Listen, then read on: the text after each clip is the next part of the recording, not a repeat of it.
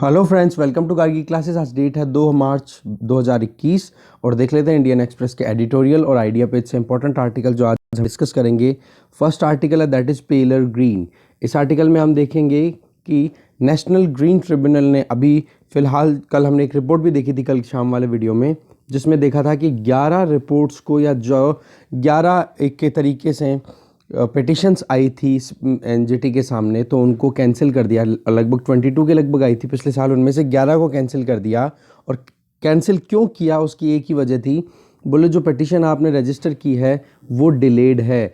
कि बोले 30 दिन के अंदर अंदर अगर आपको कोई केस लगाना है या कोई पिटिशन लगानी है, कोई भी अगर नया कोई प्रोजेक्ट स्टार्ट होने वाला है और उसकी वजह से कोई एनवायरमेंटल कंसर्न है, तो केवल 30 दिन के अंदर अंदर लगाओ। और उसके बाद में एनजीटी को भी एक पावर दी हुई है कि वो 60 दिन का एडिशनल छूट और दे सकती है। तो ऐसे करके टोटल 90 दिन का टाइम होता है।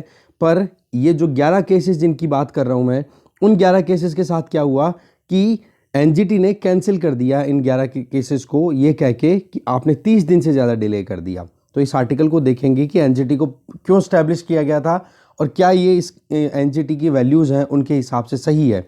दूसरा, ट्राइलेटरल ह्यूमिलिटी।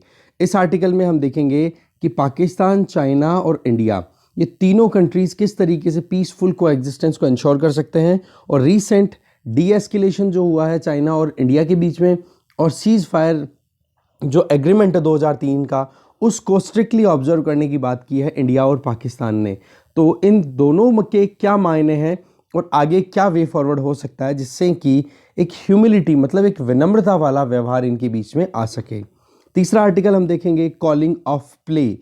इस आर्टिकल में नेशनल एजुकेशन पॉलिसी को क्रिटिसाइज किया जा रहा है और उसमें मेन जो फोकस है इस आर्टिकल का वो है स्कूल्स में जो प्ले ग्राउंड्स होने चाहिए उनकी मिसिंग। मतलब प्ले ग्राउंड्स को स्पोर्ट्स एरियाज पे फोकस कर दिया, या फिर शहरों में जो स्कूल्स होती हैं उन स्कूल्स के लिए एक प्रोविज़न जो होना चाहिए कि हाँ स्कूल में प्ले ग्राउंड इज़ मैंडेटरी, तो वो चीज़ कहीं ना कहीं डाइल्यूट होती हुई दिखाई दे रही है। तो इस आर्टिकल को देखेंगे।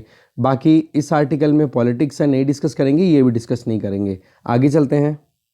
नेक्स्ट हम डिस्कस करेंगे ये वाला रीडिंग जनरल बाजवा, पाकिस्तान के आर्मी चीफ, ठीक है, वो किस तरीके से अब आगे बढ़ने वाले हैं, क्या उनके रिलेशनशिप इंडिया के साथ रहने वाले हैं, वो सारी चीज़ें बताई जा रही है। इसमें थोड़ी पॉलिटिक्स है।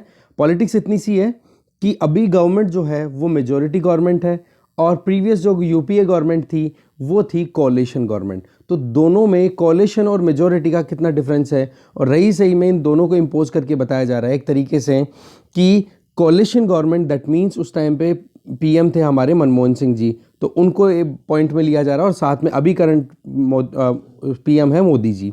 तो इन दोनों को एक तरीके से कंपेयर किया जा रहा है इनकी अप्रोचेस में। तो देखेंगे इस आर्टिकल को। फिर ये आर्टिकल है, ये आप एक बार देखोगे, इसका जस्ट मैं आपको यहीं देता हूँ। Public health not private profit. अभी गवर्नमेंट ने जो सेकंड फेज स्टार्ट किया है वैक्सीनेशन का, उसमें क्लियर कहा है कि अपने आसपास के जो सरकारी जो पीएचसीज हैं, सीएचसी एस्टैब्लिशमेंट है, हेल्थ केयर एस्टैब्लिशमेंट है, वहाँ पर जाकर के आप वैक्सीनेशन ले सकते हो फ्री ऑफ कॉस्ट। जबकि प्राइवेट हॉस्पिटल्स में जाकर के आप वैक्सीनेशन लेते हो तो आपको 250 रुपये, ज़्यादा से ज़्यादा 250 रुपये आपको देने होंगे, उससे ज़्यादा वो चार्ज नहीं कर पाएंगे।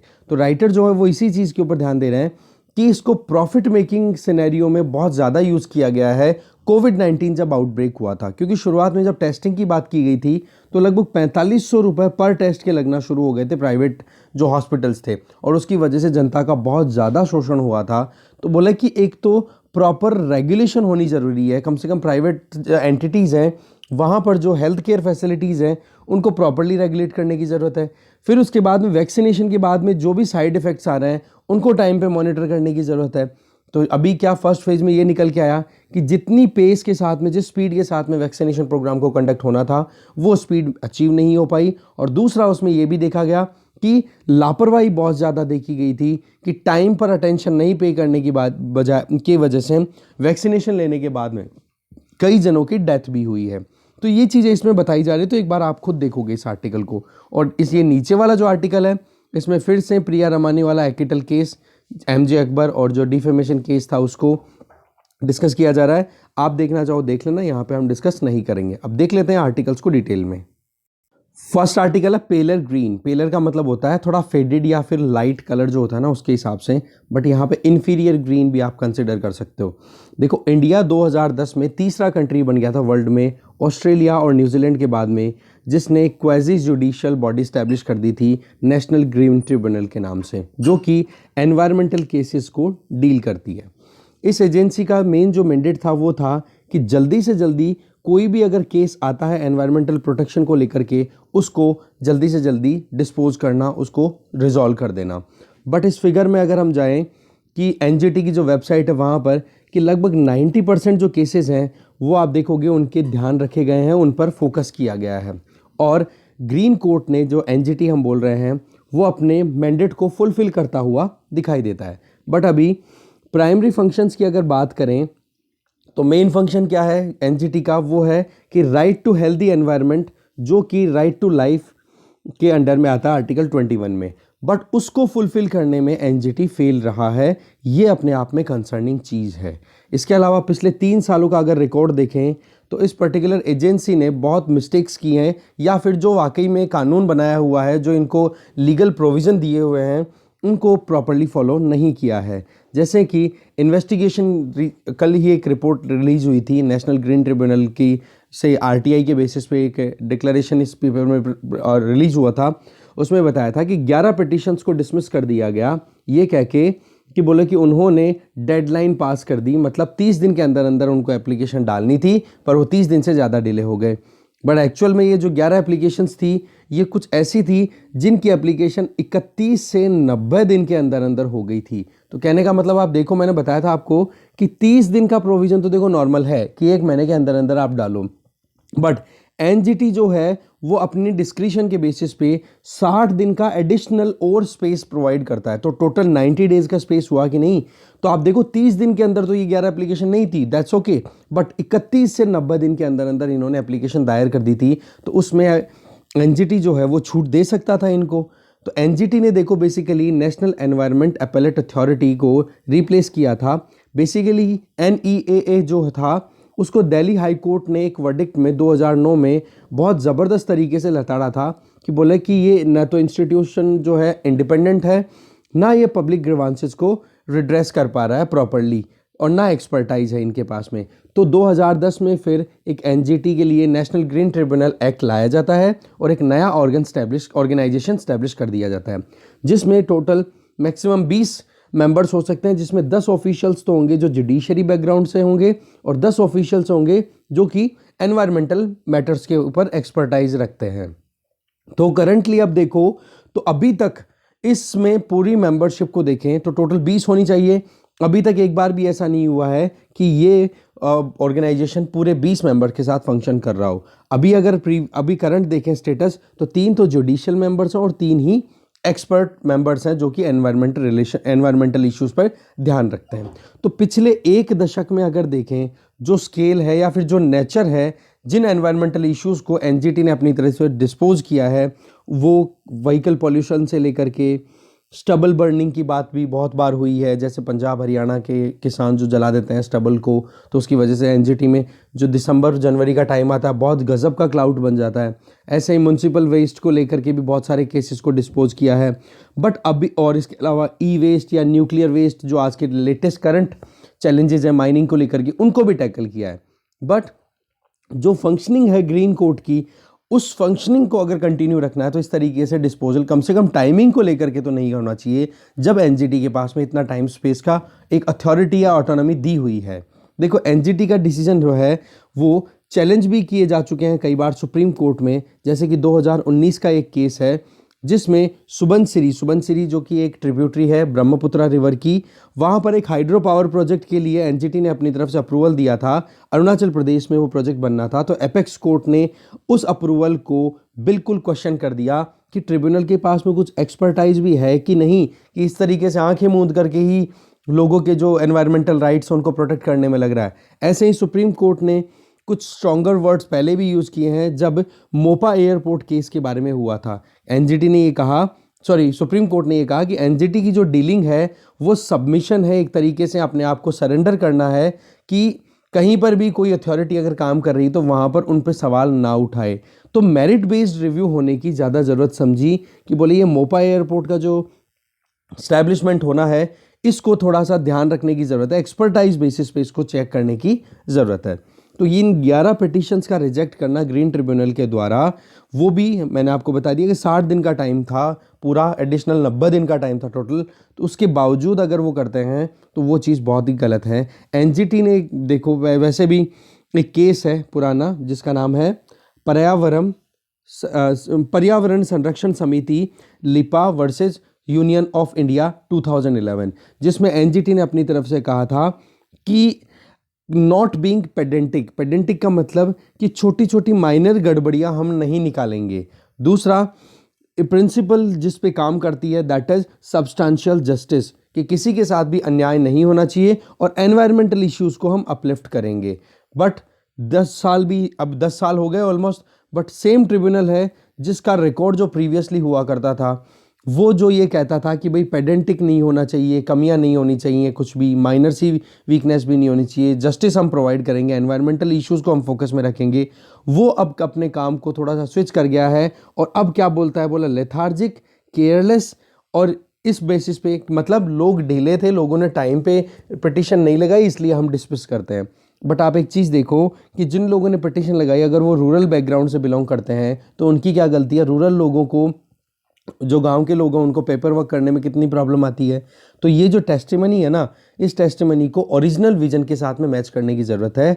जो कुछ भी अभी कंडक्ट हुआ है उस कंडक्ट में एक रिव्यू की ज़रूरत है, रिफॉर्म्स की ज़रूरत है। ठीक है, आगे चलते हैं। नेक्स्ट आर्टिकल है ट्राइलेटरल ह्यूमिलिटी।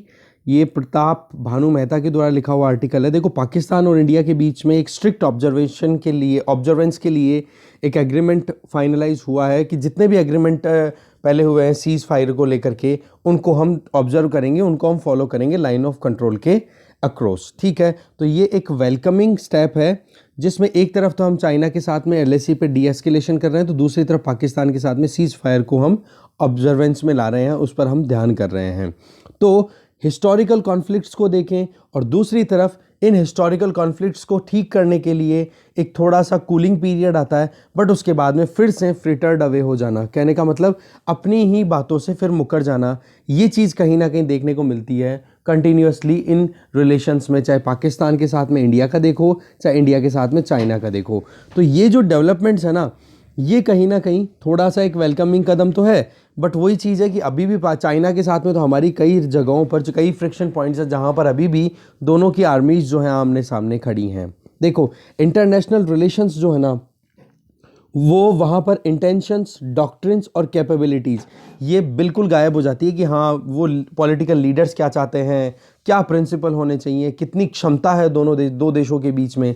बट जब रिलेशनशिप की रियलिटी में बात आती है ना, तब ये सारी की सारी वैल्यूज़ जो हैं वो धरी की धरी रह जाती हैं, और एग्जीक्यूशन में वो आता है जो सिचुएशन डिमांड करता है। और यही चीज़ रियलिटी है चाइना, पाकिस्तान और इंडिया के बीच में, कि किस तरीके से आज जो ह्यूमिलिटी दिखाई है इन तीनों कंट्रीज़ ने एक दूसरे के लिए, वो अभी तो एक इन प्रिंसिपल तो ठीक लग रही है, बट रियलिटी में क्या होगा वो देखो केवल टाइम ही बताता है। ठीक है, प्राइम मिनिस्टर नरेंद्र मोदी जी की अगर बात करें तो पॉलिटिकल कैपिटल अपने आप से बहुत है, फॉरेन पॉलिसी मूव्स अपने देखे कि आज देखो इंडिया को जल्दी से कोई चैलेंज नहीं करता। जैसे यूनाइटेड नेशन सिक्योरिटी काउंसिल में पाकिस्तान के कहने से चाइना ने कई बार रेजोल्यूशन लेकर के आया कि कश्मीर मुद्दे को उठाया जाए, कश्मीर मुद्दे को उठाया जाए, बट वेस्ट और रशिया इनकी हेल्प की वजह से इंडिया के खिलाफ को उन्होंने वीटो यूज़ किया, तो इंडिया के खिलाफ ऐसा कोई कड़ा रेजोल्यूशन नहीं लिया गया। अच्छा, दूसरी बात ये आ जाती है कि ये जो बातचीत हुई है चाइना इंडिया के बीच में, वो थी स्टेटस को फिर से रीस्टोर करना। बट वो रीस्टोरेशन स्टेटस को तब होगा ना कि जब उनके बीच में एक प्रॉपर वे में क्लैरिटी आ जाए, एक विजन क्लियर हो दोनों कंट्रीज़ के बीच में। देखो, यहाँ पर कुछ मुद्दे हैं जिन्हें हमें थोड़ा सा डिकोड करने की ज़रूरत है। नंबर 1, फर्स्ट मुद्दा तो ये है कि जो फॉरेन पॉलिसी में एग्रेशन जो दिखाया जा रहा है ना, उस एग्रेशन का कहीं ना कहीं डोमेस्टिक पॉलिसी में यूज़ करना। अब ऐसा तो है नहीं कि केवल पाकिस्तान ही ऐसा है, इंडिया ही ऐसा है या चाइना, तीनों का हाल ऐसा है कि वो फॉरेन पॉलिसी, फॉरेन रिलेशंस को अपनी डोमेस्टिक पॉलिटिक्स में बहुत यूज़ करते हैं, अपनी खुद की वेलबींग को इंश्योर करना कि हाँ हम बहुत स्ट्रॉन्ग रिजीम कंटिन्यू कर रहे हैं। सिमिलरली इंडिया को जहां 2019 में एक तरीके से अगस्त 2019 में कश्मीर को रीऑर्गेनाइज करके दो पार्ट्स में बाइफरकेट कर दिया और यूटीज़ में कन्वर्ट कर दिया, तो उसकी वजह से देखो कहीं ना कहीं पीओके पे भी एक दबाव सा बन गया था।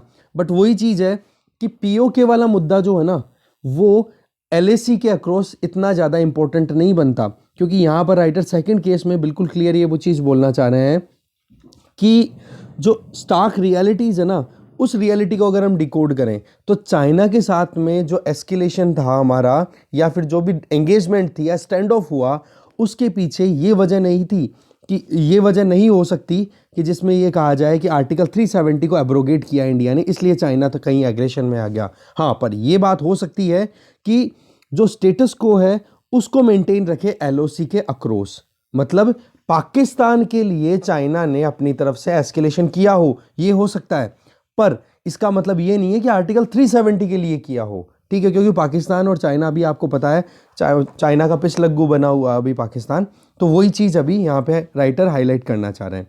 अब देखो एलएसी पे और एलओसी पे जितनी भी टेंशन हुई अभी, और कश्मीर मुद्दे को अगर हम देखें तो इन सारी चीज़ों का एक निचोड़ निकलता है कि कश्मीर वाला जो इशू है ना, कश्मीर का ज्योग्राफी, वो ट्राइलेटरल इशू है, ना कि बाइलेटरल इशू।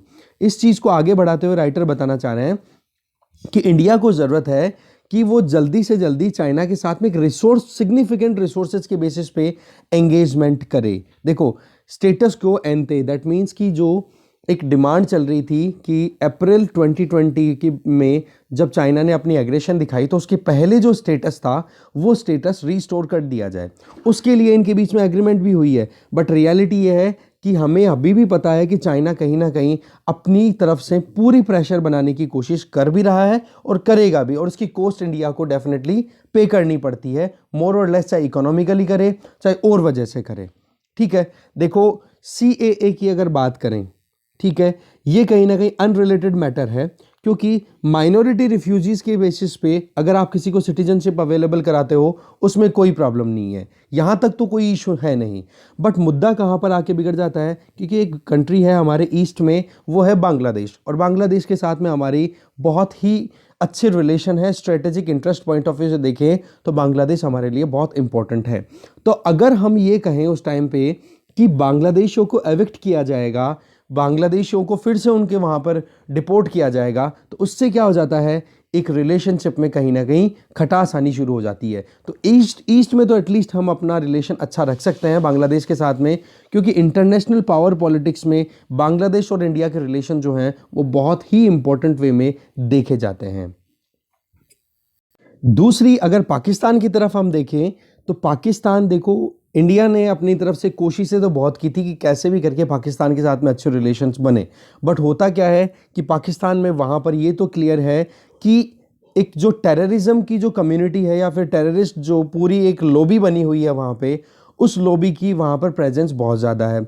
दूसरी तरफ पाकिस्तान ने अपनी तरफ से आर्टिकल 370 को एब्रोगेट करने को लेकर के इस इशू को पूरी दुनिया में अपनी तरफ से बोल बोल करके इंडिया को डिफेम करने की कोशिश की। इवन ये भी एक कोशिश पाकिस्तान करता रहता है कि आर्टिकल 370 को एब्रोगेट करने से पाकिस्तान एक फ़ायदा उठा सकता था कि कश्मीर वैली में जो यूथ हैं उनको रेडिकलाइज करके और उनसे मिलिटेंसी ज़्यादा बढ़ाई जाए, बट पाकिस्तान उसमें थोड़ा सा फेल हो गया। अब इंडिया जो है वो भी अपनी तरफ से बहुत सक्सेसफुल रह रहा है इस बात को लेकर के कि पाकिस्तान को कैसे भी करके प्रेशराइज करे। एक तो क्या कि terrorist activities, terrorist infrastructure Pakistan में बोला कंटिन्यूसली फ्लॉरिश हो रहा है, और उसी के बेसिस पे पाकिस्तान को अभी भी फाइनेंशियल एक्शन टास्क फोर्स की ग्रे लिस्ट में मेंटेन करने में इंडिया बहुत हद तक सक्सेसफुल रह पा रहा है। तो दोनों कंट्रीज एक दूसरे के लिए डायरेक्टली इनडायरेक्टली कहीं ना कहीं थ्रेट तो थे ही, बट पाकिस्तान जो है वो फ्रूट को इतना ज़्यादा हार्नेस कर नहीं पाया, जबकि इंडिया ने अपनी तरफ से ये चीज़ करने में अभी कहीं ना कहीं मोर और लेस सक्सेसफुल है। इसके अलावा इंटरनेशनल पॉलिटिक्स की बात करें तो आज हमें इंटरनेशनल अंडरस्टैंडिंग थोड़ी सी लाने की ज़रूरत है। पॉलिटिकल अरेंजमेंट्स क्या चाहते हैं थ्रू आउट वर्ल्ड, वो भी हमें समझने की ज़रूरत है। देखो एक पेरेनियल क्वेश्चन हमेशा बनता रहता है कि पाकिस्तान वाकई में फुल इकोनॉमिक पोटेंशियल को हार्नेस करना चाहता भी है या नहीं, क्योंकि टेररिस्ट एक्टिविटीज़ की वजह से वहाँ पर फाइनेंशियल एक्शन टास्क फोर्स जो है ना, उसमें ग्रे लिस्ट में डालने की वजह से पाकिस्तान को पैसा मिलता ही नहीं है मार्केट से, चाहे वर्ल्ड बैंक हो चाहे आईएमएफ हो, और इसी वजह से कहीं ना कहीं वो फिर चाइना के पीछे ही लगा रहता है, कोट टेल मतलब चाइना की कोट पकड़ करके पीछे पीछे चलने वालों में से बना हुआ है। देखो कोविड-19 ने एक अपॉर्चुनिटी दी थी कि कैसे भी करके पाकिस्तान जो है वो अपनी साउथ एशियन रीजन की रियलिटीज़ को एक्सेप्ट करे और इंडिया जैसे कंट्रीज़ के साथ में एक एंगेजमेंट स्टार्ट करे, जिससे क्या हो सकता है कि ज़्यादा से ज़्यादा एंगेजमेंट अगर ट्रेड बेसिस पे होगा। चाइना और इंडिया के बीच में क्यों फायर एक्सचेंज नहीं हुए? माना गलवान में जो फाइट हुई थी उसकी वजह से हमारे 20 जवान गए और उनके 5 जवान उन्होंने बोले हैं, पता नहीं गए तो कितने हैं चाइना के। बट उसका अगर देखें तो एक फायर एक्सचेंज तो नहीं हुआ ना, गोली तो नहीं चली ना।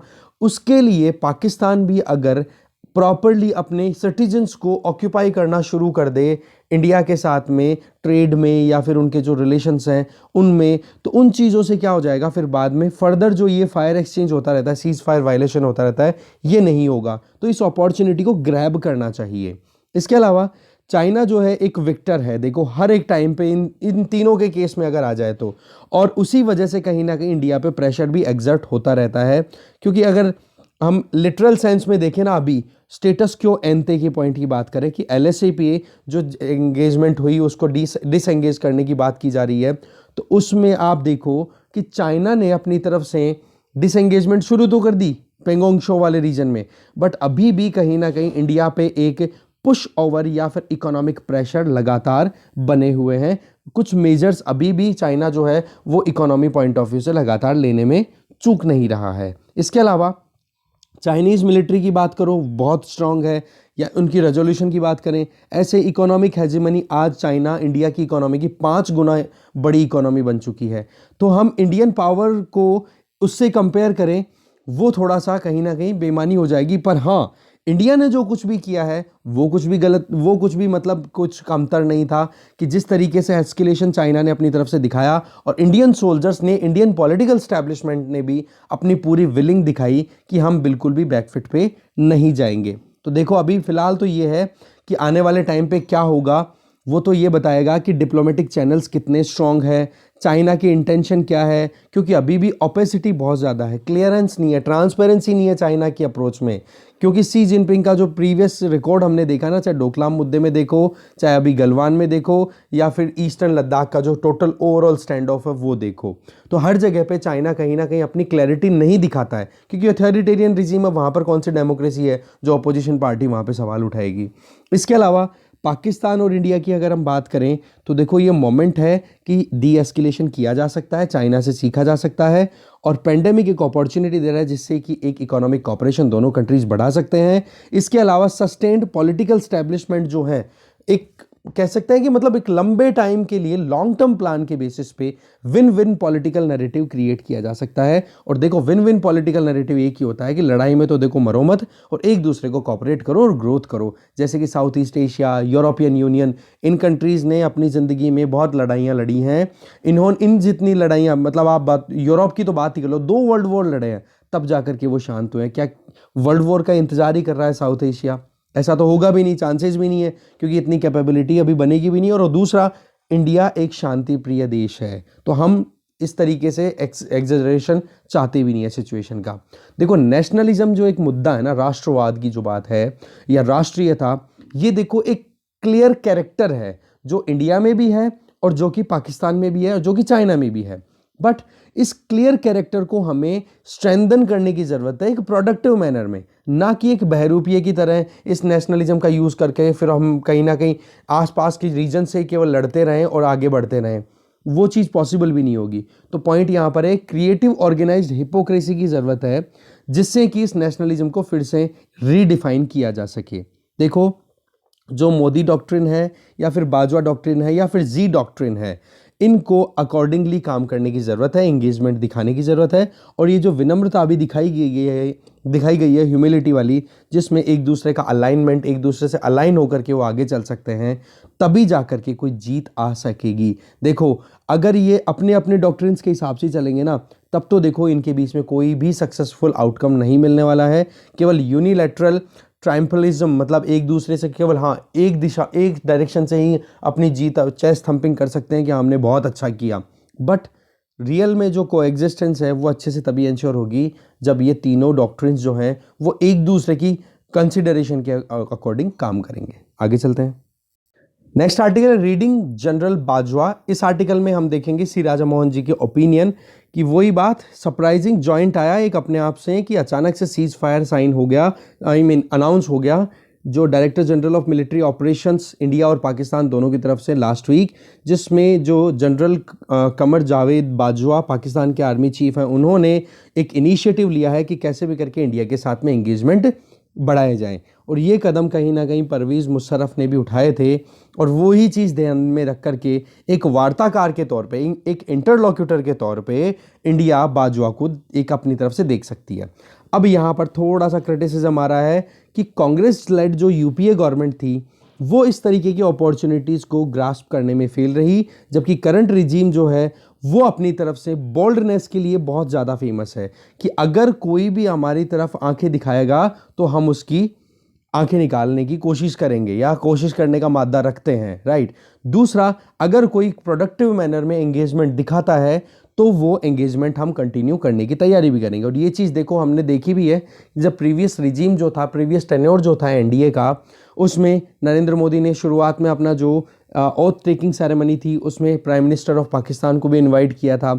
उसके अलावा 2015 में जब वो काबुल से दिल्ली आ रहे थे तो उस टाइम पे उन्होंने अचानक से ही अपने प्लेन को मुड़ा लिया और सीधा लाहौर पहुंच गए। उस टाइम के जो प्राइम मिनिस्टर थे नवाज शरीफ, उनकी पोती की शादी में।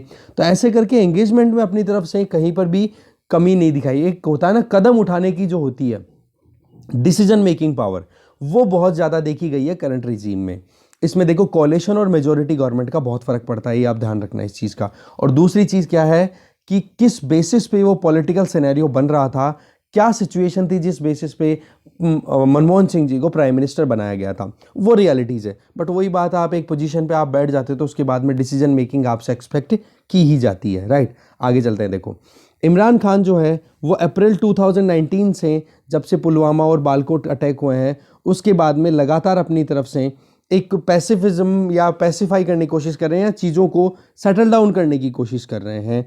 बट वही बात अप्रैल 2019 के बाद में, बट वही बात है कि जैसे ही इलेक्शन होते हैं, इलेक्शन के बाद में कश्मीर का जो मुद्दा है, कश्मीर इनिशिएटिव जो लिया गया था अगस्त 2019 में, उसके बाद में फिर से थोड़ी खींचातानी होने लगी और पाकिस्तान ने अपनी तरफ से पूरी कोशिश की कि यूनाइटेड नेशन सिक्योरिटी काउंसिल में इंडिया को बार बार एक तरीके से ह्यूमिलिएट किया जाए या इंडिया के खिलाफ रेजोल्यूशन पारित किया जाए। बट गनीमत है कि वेस्टर्न कंट्रीज और रशिया ने अपनी तरफ से इंडिया का सपोर्ट दिया और चाइना का जो एक रेजोल्यूशन था कि कश्मीर मुद्दे को इंटरनेशनलाइज किया जाए, वो वहाँ पर फेल हो गया। देखो बाजवा अपनी तरफ से एक डिग्निफाइड और पीसफुल सेटलमेंट अगर चाहते हैं और चाह रहे भी हैं, क्योंकि उन्हीं की तरफ से ये इनिशिएटिव लिया गया है, तो उसके लिए उनको थोड़ा सीरियसनेस दिखाने की ज़रूरत है। क्योंकि कई बार कॉन्ट्राडिक्शन क्या आती है कि पीस प्रोसेस शुरू होता है पर पता पड़ता है कि थोड़े दिनों के अंदर अंदर ही कुछ ना कुछ ऐसा आतंकवादी हमला हो जाता है जिसकी वजह से वो पीस प्रोसेस जो है वो सेकेंडों के अंदर ख़त्म हो जाता है।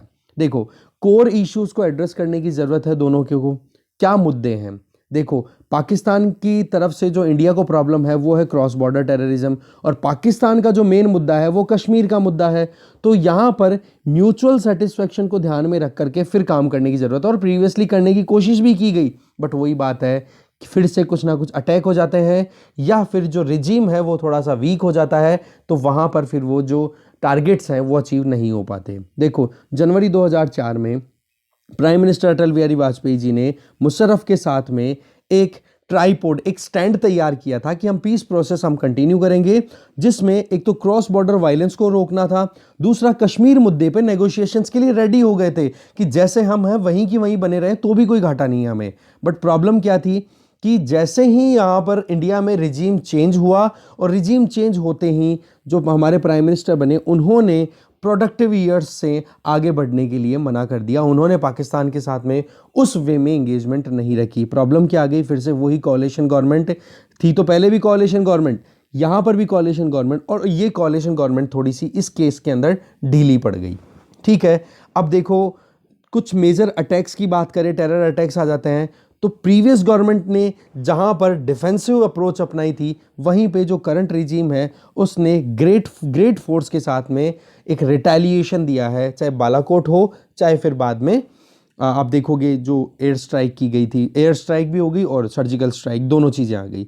तो पॉइंट यहाँ पर राइटर एक ही चीज़ बोलना चाह रहे हैं कि परवेज़ मुशर्रफ और अटल बिहारी वाजपेयी जी के बीच में जो एंगेजमेंट था, उस एंगेजमेंट को अगर कंटिन्यू कर लिया जाता तो ये जो प्रॉब्लम थी, जो क्रॉस बॉर्डर टेररिज्म है या फिर कश्मीर वाली, इन मुद्दों पर बहुत हद तक काम किया जा सकता था। बट वही बात है कि आगे फिर बाद में जैसे रिजीम चेंज हुआ, काम नहीं हो पाया। और आज के टाइम पे अगर बात करें कि 2004 में जो बातचीत चल रही थी वो रिवाइव हो, जिसको हम शेयर्ड सॉवरेनिटी की बात कर रहे हैं कि हाँ, कश्मीर जहाँ पर जिसके पास जितना उतना रख लो और क्रॉस बॉर्डर टेररिज्म को हम प्रमोट नहीं होने देंगे, तो वो चीज़ें आज पॉसिबल नहीं है, बिल्कुल भी एक्सेप्टेड नहीं है। देखो, आर्टिकल 370 को जब एब्रोगेट किया गया था तो उस टाइम पर बिल्कुल क्लियरली बोल दिया गया था, मतलब पहले जो स्टेटस था उसको बिल्कुल चेंज कर दिया और कश्मीर को बाइफरकेट करके आज 2 सेपरेट यूनियन टेरिटरीज में कर दिया।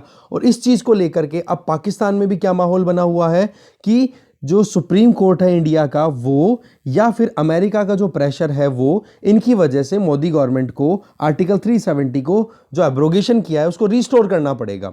इसी चीज़ को आशा में लेकर के वो बैठे हुए हैं। और इस चीज़ को अगर इंडिया की तरफ से देखें तो इंडिया अपनी तरफ से बिल्कुल सॉलिड स्टैंड लेके बैठा हुआ है कि हम बिल्कुल भी बैकवर्ड नहीं, बैकफुट पे नहीं जाने वाले हैं। ये चीज़ हमने देख ली। इंटरनेशनलाइजेशन करने की पूरी कोशिश की है, कश्मीर मुद्दे को इंडिया की डिफेमेशन करने की पूरी कोशिश की है। बट वही बात है, यूएनएससी के अंदर हमारे जो जानकार हैं या हमारे जो फेवरेबल कंट्रीज़ हैं, उन्होंने हमारे साथ में धोखा नहीं किया है। वेस्टर्न कंट्रीज और रशिया ने इंडिया को सपोर्ट किया।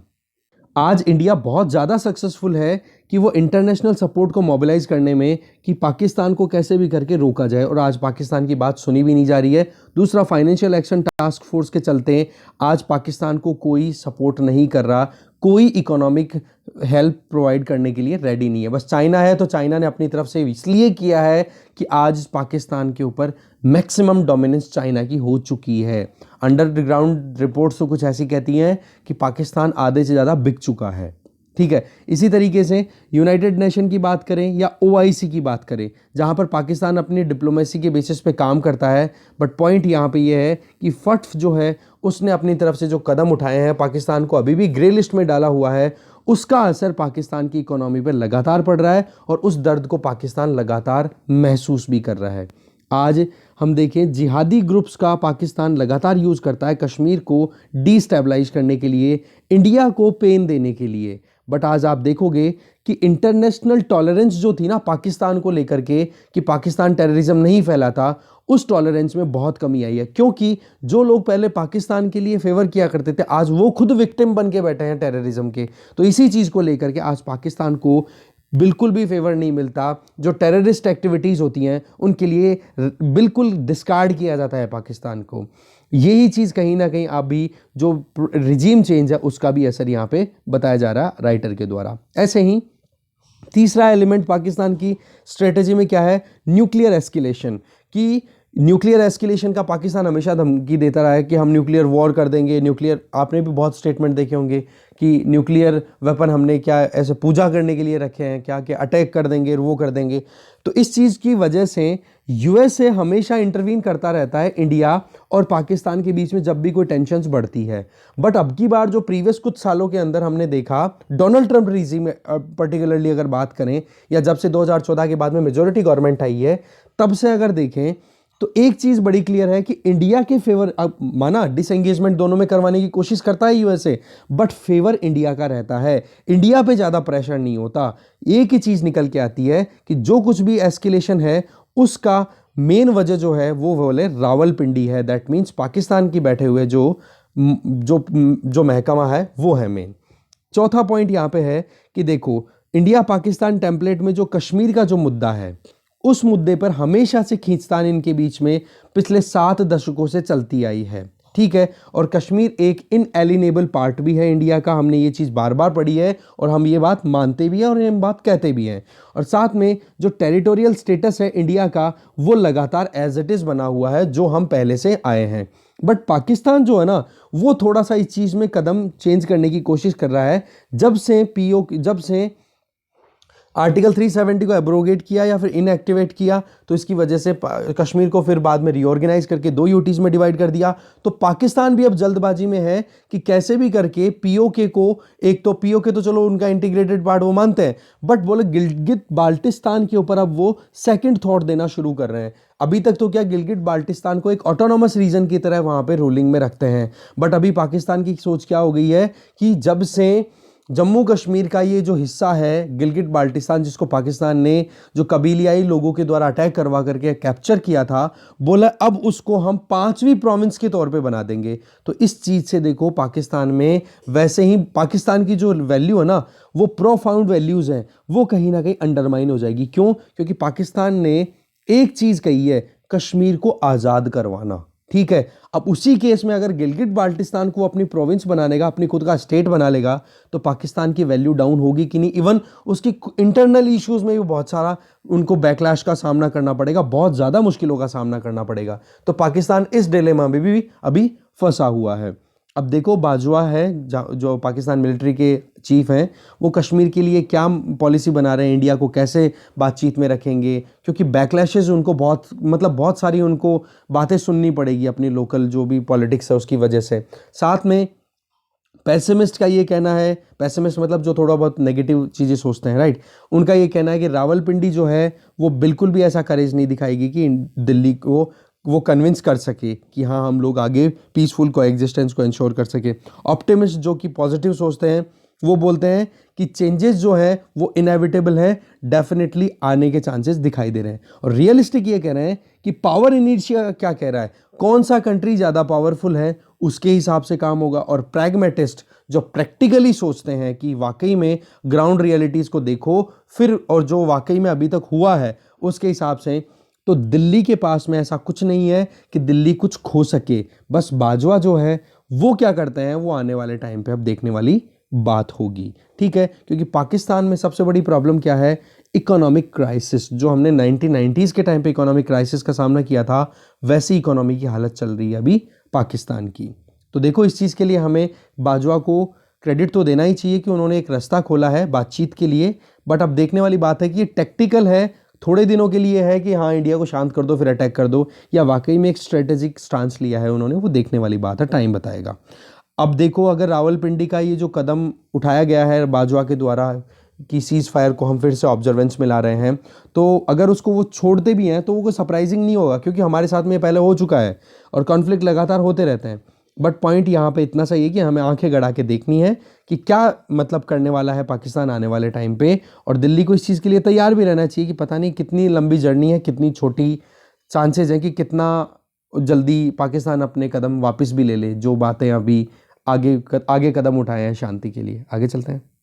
नेक्स्ट आर्टिकल है कॉलिंग ऑफ प्ले। आर्टिकल लिखा हुआ है सुराजना बेज ने, ठीक है, सृजना बेज ने। इसमें लिखा है कि चिल्ड्रन की अगर बात करें, स्पेशली कौन, अर्बन एरियाज में जो बच्चे रहते हैं उनके लिए, उनको डिसएनफ्रेंचाइज कर दिया गया है equitable accessibility of special resources, की जो जगह मिलनी चाहिए, जो स्पेस मिलना चाहिए, वहाँ पर इक्विटेबल मतलब सबको समान अधिकार मिले कि वो वहाँ पर जाकर वो खेल सके, उस चीज़ को कहीं ना कहीं डिमिनिश किया है, उस चीज़ को कहीं ना कहीं डिक्लाइन होते हुए देखा जा सकता है अभी करंटली। देखो प्लेग्राउंड होता है ना, एक ऐसी जगह होती है जहाँ पर बच्चे अपने हिसाब से, अपनी चीज़ों के हिसाब से खेल सकते हैं। बट आज जो है वो क्लास और कास्ट के बेसिस पे डिस्क्रिमिनेशन बहुत ज़्यादा देखने को मिल रहा है, और आगे चांसेस भी ज़्यादा बन रहे हैं जो प्रोविज़न अभी नेशनल एजुकेशन पॉलिसी में किए गए हैं। देखो 2009 में right of children to free and compulsory education act 2009 आया था, जिसमें मैंडेट किया था कि हर एक स्कूल को अपने इंफ्रास्ट्रक्चर में जो स्टैंडर्ड्स हैं उनमें एक प्लेग्राउंड को भी इंक्लूड करके रखना पड़ेगा, और ये चीज़ शेड्यूल में रखी गई थी। और सभी स्कूल जाने वाले बच्चे जो कि 6 से 14 साल वाले हैं, उनको गारंटीड प्लेग्राउंड एक्सेस भी प्रोवाइड करना था कि हाँ वो जाकर के प्लेग्राउंड में खेल सकें और अपने हिसाब से अपनी थॉट्स को एक्सप्रेस कर सकें, अपने हिसाब से जो अच्छा लगे वो गेम खेल सकें, राइट। एक सोशल इंटरेक्शन भी वहाँ पे होता है। फिर नेशनल एजुकेशन पॉलिसी ने इन सभी चीज़ों को एक कहीं ना कहीं स्ट्रेंथन करने की बजाय आप कहोगे कि इस लीगल रिजीम को डिसमेंटल कर दिया, एक तरीके से डाइल्यूट कर दिया। नेशनल एजुकेशन पॉलिसी ने अपनी तरफ से एडवोकेट किया है कि हम इनपुट बेस्ड, मतलब जो वो एक ओवर एम्फेसिस होना चाहिए इनपुट पे, उसकी बजाय नेशनल एजुकेशन पॉलिसी ने किस पे ध्यान दिया है कि आउटकम क्या आ रहा है, आउटकम को मेन फोकस में रखा गया है। तो इनपुट की कमी की वजह से कहीं ना कहीं राइटर थोड़ा सा कंसर्न फील कर रही हैं कि अगर नेशनल एजुकेशन पॉलिसी को रिव्यू के डायरेक्ट्स को अगर हम रिव्यू करें, थोड़ा सा एक बार देखें, तो इसमें अप्रोच ये है कि प्रैक्टिकलिटीज ऑफ द प्लेग्राउंड, जो अर्बन एरियाज में प्लेग्राउंड का होना होता है, उस चीज़ को कहीं ना कहीं कम किया गया है। देखो अर्बन एरियाज में आप देखोगे ना, चाहे प्राइवेट स्कूल हो चाहे गवर्नमेंट स्कूल के पास तो फिर भी देखो प्लेग्राउंड मिल जाते हैं। प्राइवेट स्कूल्स जो है ना, छोटे प्राइवेट स्कूल्स, उनके पास में तो आप देखोगे कि बिल्कुल स्पेस नहीं है उनके पास में। बच्चे 8 बजे स्कूल में घुसते हैं और लगभग 2 या 3 बजे के लगभग फ्री होते हैं, केवल अपनी बेंच पे बैठे बैठे। अब उन लोगों का क्या डेवलपमेंट होगा, आप सोचो एक बार। और उस चीज़ को कहीं ना कहीं राइटर बोल रहे हैं कि नेशनल एजुकेशन पॉलिसी ने अपनी तरफ से हाँ कर दिया, ईज कर दिया बहुत ज़्यादा उन प्राइवेट स्कूल्स के लिए कि हाँ, अगर प्लेग्राउंड्स की रिक्वायरमेंट अगर पूरी नहीं हो रही है तो कोई प्रॉब्लम नहीं है। और दूसरा कि स्टेट गवर्नमेंट जो है वो अपने आसपास में जो भी पार्क है, मान लो कोई कम्युनिटी पार्क है कोई कॉलोनी में, और वो स्कूल के आसपास में अगर है, तो उन स्कूल्स को प्लेग्राउंड बनाने की ज़रूरत ही नहीं है, क्योंकि बच्चे वहाँ पर जाकर खेल लेंगे।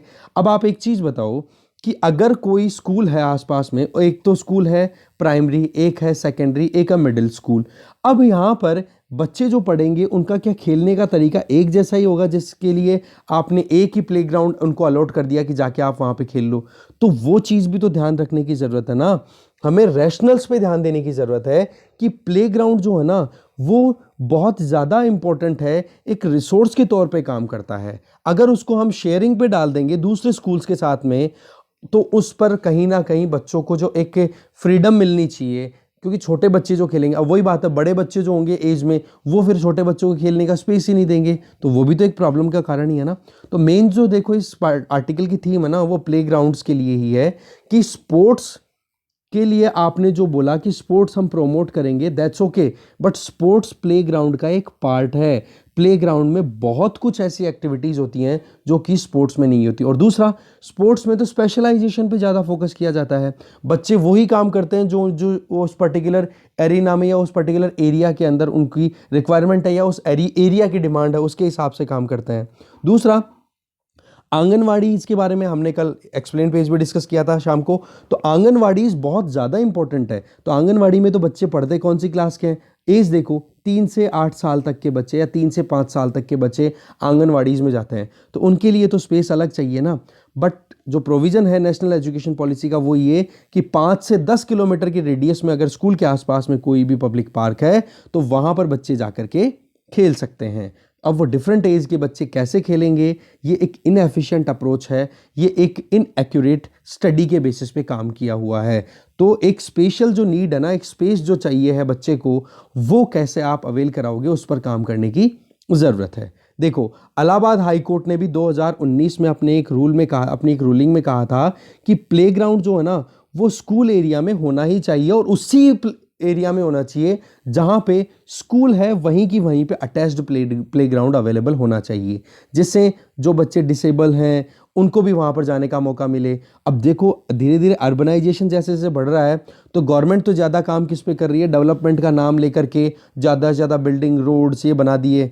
बट रियलिटी क्या है कि जब बच्चों की ही ग्रोथ इंश्योर नहीं हो पाएगी प्रॉपरली, साइकोलॉजिकल, फिजिकल, तो उस केस में आप कैसे लॉन्ग टर्म में अपने आप को सस्टेनेबल कह सकते हो। 2012 में यूनियन गवर्नमेंट की जो गाइडलाइंस थी, उन्होंने ये कहा था कि स्कूल मैनेजमेंट को ज़रूरत है कि वो एक कॉन्टिग्यूअस प्लेग्राउंड स्टैब्लिश करे। मैं कहने का मतलब, बिल्डिंग स्कूल की यहाँ पे है तो यहीं पे एक प्लेग्राउंड बना दे। बट 2019 आते आते गुजरात ने अमेंड किया आरटी, राइट टू एजुकेशन के रूल को, और उसमें ये कह दिया कि मिनिमम प्लेग्राउंड रिक्वायरमेंट जो है वो अर्बन और रूरल एरियाज़ के लिए उसको रिड्यूस कर दिया। अब आप देखोगे, प्लेग्राउंड का मतलब ये तो है नहीं कि एक छोटी सी एक प्लॉट है, एक स्पेस भी तो बड़ा सारा होना चाहिए ना, जहाँ पे आराम से जितने भी वैरायटी ऑफ स्पोर्ट्स हैं, जो खेल हैं, वो खेले जा सकें। तो यहाँ पर प्लेग्राउंड की रिक्वायरमेंट को इरेज करने के साथ साथ में जो स्पोर्ट्स को इंटीग्रेट कर दिया गया है एजुकेशन के साथ में, उसमें भी राइटर कंसर्न दे रही हैं कि स्पोर्ट्स तो भाई एक पार्ट है प्लेग्राउंड का, आप कैसे बोल सकते हो कि स्पोर्ट्स प्लेग्राउंड को रिप्लेस कर सकता है। 1989 का United nation convention on right of child है, जिसमें ये बिल्कुल क्लियर कहा हुआ है कि भाई बच्चों के फुल या थॉरोली डेवलपमेंट के लिए प्लेग्राउंड होना बहुत ज़्यादा ज़रूरी है।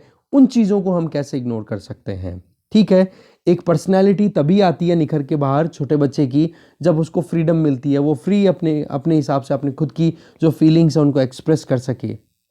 एक वेल रिसोर्स्ड स्कूल वो है जो मतलब वेल रिसोर्स स्कूल है, वो एक ओपन प्लेग्राउंड को रिप्लेस नहीं कर सकती। ऐसा नहीं कि हाँ वहाँ पर क्रिकेट का मतलब कोई भी स्पोर्ट्स के लिए इंडोर आउटडोर फैसिलिटीज़ अवेलेबल है, बट एक ओपन प्लेग्राउंड अवेलेबल नहीं है। तो वहाँ पर आप देखोगे रिसोर्सेज तो हैं स्कूल में अभी, बट वो रिप्लेस नहीं कर सकते हैं इन सभी चीज़ों को जो ओपन प्लेग्राउंड में मिलती हैं। तो नेशनल एजुकेशन पॉलिसी ने जो मिनिमम स्टैंडर्ड्स को और ज़्यादा लोअर कर दिया है, और केवल और ध्यान किस पे दिया है, क्वालिटी एजुकेशन पे। बट हमें ज़रूरत किसकी है कि स्टेट मतलब सरकार जो है या सरकारें जो हैं वो मिलकर के फाइनेंशियल और पॉलिटिकल रिसोर्सेज और ज़्यादा अलोकेट करें, प्लेग्राउंड्स को इलॉजिकली रेस्ट्रिक्ट ना करें, स्कूल्स को स्कूल मैनेजमेंट को इस चीज़ के लिए कहे कि भाई ये फैसिलिटीज़ आपको प्रोवाइड करनी पड़ेगी। फी रेगुलेशन भी प्रॉपर होना चाहिए, क्योंकि फी रेगुलेशन नहीं होता है तो देखो बहुत ज़्यादा फीस, एग्जॉर्बिटेंट फीसेस ज़्यादा चार्जेस की जाती हैं। अफोर्डेबल बनाने की ज़रूरत है, और प्ले ग्राउंड्स हैं वो अवेल कराने की ज़रूरत है। बाकी इन्हीं चीज़ों को कहीं ना कहीं घुमा फिरा के रिपीट किया जा रहा है इस आर्टिकल में। डिस्कशन यहीं ख़त्म है। Thank you very much.